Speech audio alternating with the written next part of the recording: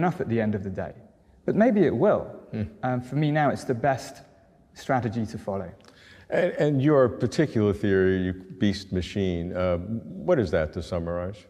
To summarize that, I kind of hesitate to call it a theory of consciousness, because I don't think it has the specificity or precision that a full-fledged theory really needs.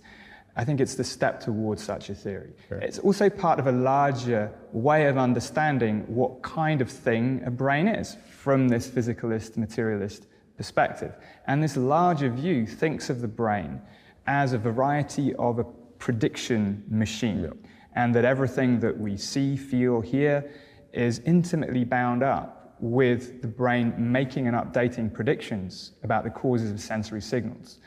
And what I've been doing theoretically over the last years is pulling on that thread and realizing that, okay, if that's what the brain does when it's experiencing the world outside, that's based on a more fundamental principle of brain operation, where these predictions are all about controlling and regulating the interior of the body.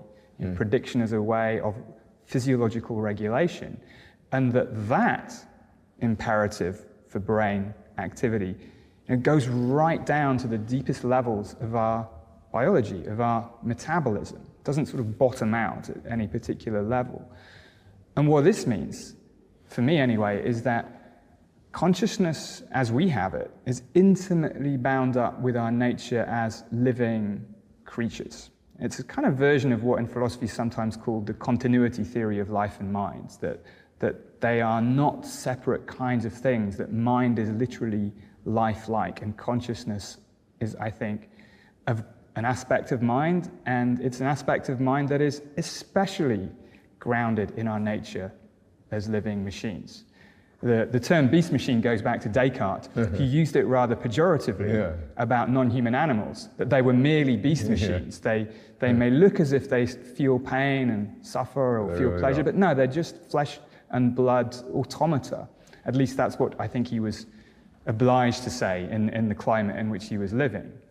So I'm sort of trying to rehabilitate the term and say exactly the opposite, that we are conscious because of our nature as living, flesh and blood, breathing creatures.